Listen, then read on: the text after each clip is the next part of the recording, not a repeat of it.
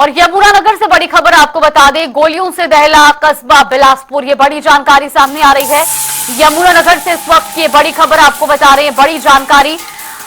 Islet centre पर 14 round fire किए गए हैं। यमुनानगर का ये पूरा मामला है। बाइक सवार 2 बदमाशों ने ये फायरिंग की और इस दौरान सेंटर के शीशे और सीलिंग क्षतिग्रस्त हुई है। गनीमत ये रही कि इस फायरिंग में कोई हताहत नहीं हुआ है। सेंटर संचालक को 3 साल पहले भी धमकी मिली थी। धमकी में लाखों की रंगदारी मांगी गई थी और अब इस पूरे मामले की जांच में पुलिस जुट गई है। ये तस्वीरें भी आपको दिखा रहे हैं जहां किस तरह से आइलेट सेंटर पर अंधाधुंध फायरिंग की गई है। इन तस्वीरों में आप देख सकते हैं इस दौरान सेंटर की सीलिंग और शीशे क्षतिग्रस्त हुए हैं। बाइक में सवार होकर ये 2 बदमाश आए थे और अंधाधुंध गोलीबारी इस दौरान की गई। गनीमत ये रही कि इस फायरिंग के दौरान कोई भी हताहत नहीं हुआ। सेंटर संचालक को 3 साल पहले धमकी मिली थी और लाखों की रंगदारी इस धमकी में मांगी गई थी। हालांकि अब पुलिस इस पूरे मामले की गंभीरता से जांच कर रही है। कस्बा बिलासपुर का ये पूरा मामला है जहां आइलेट सेंटर पर 14 राउंड फायर किए गए। ये तस्वीरें टीवी स्क्रीन पर आप देख सकते हैं।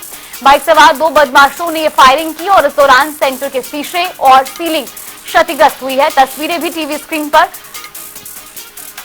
गनीमत ये रही कि इस फायरिंग के दौरान कोई भी हताहत नहीं हुआ है और जानकारी के मुताबिक सेंटर संचालक को 3 साल पहले भी धमकी मिली थी और इसमें लाखों की रंगदारी मांगी गई थी।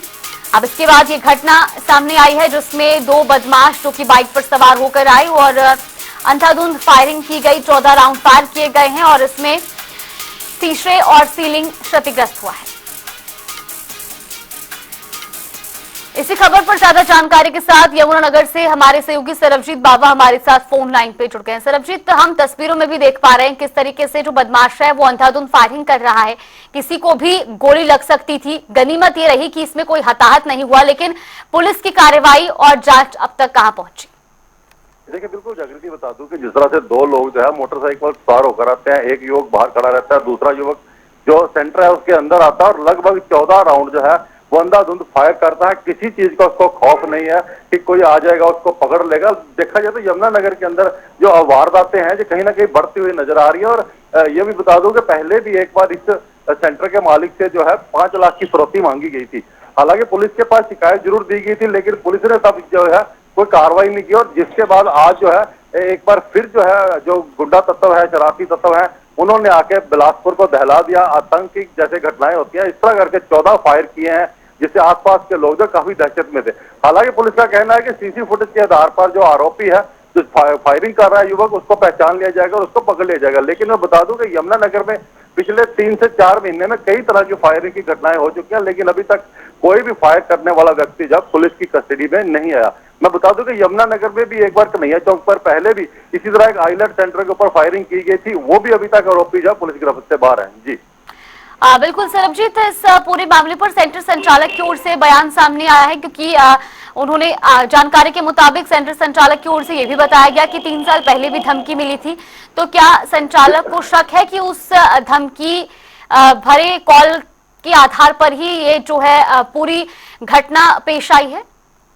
बिल्कुल जागृति, इस तरह से बता दूं कि जैसे पहले भी संचालक को जो है धमकी भरे फोन आते रहे हैं, उससे फिरौती की मांग की जा रही है और इसी को जेड़ को जोड़कर जब पुलिस देख रही है। लेकिन बड़ी बात यह है कि अगर पुलिस ने जब पहले 5 लाख की फिरौती की धमकी दी थी इन लोगों ने, तो पुलिस को तभी उनके ऊपर जो है काबू कर लेना चाहिए, तभी पता कर लेना चाहिए कौन लोग हैं, कौन से नंबर से जो धमकी भरे फोन आ रहे हैं। लेकिन पुलिस की लापरवाही का नतीजा है कि आज जो है फायरिंग की घटना तक पहुंच गई। हालांकि देखा जाए बदमाश किसी को मारने की नीयत से नहीं बल्कि डराने की नीयत से आए थे, क्योंकि उन्होंने जिस तरह से जो सेंटर है उसके अंदर जो शीशे तोड़े हैं, ऊपर गोलियां चलाई हैं छत के ऊपर, तो वो कहीं ना कहीं सिर्फ डराने का प्रयास किया गया ताकि जो संचालक है वो कहीं ना कहीं उनकी डिमांड पूरी कर दे। जी जागृति। चलिए, बिल्कुल, बहुत बहुत धन्यवाद सरबजीत आपका हम तक जानकारी साझा करने के लिए। यमुनानगर के बिलासपुर कस्बे का ये पूरा मामला है जहां एक आइलेट सेंटर पर बदमाशों ने 14 राउंड फायर किए। गनीमत ये रही कि इसमें कोई हताहत नहीं हुआ, लेकिन सेंटर संचालक की ओर से दिए गए बयान के मुताबिक लगातार रंगदारी के लिए धमकी मिलती थी और इसी के बुनियाद पर ये वारदात भी पेश आई है।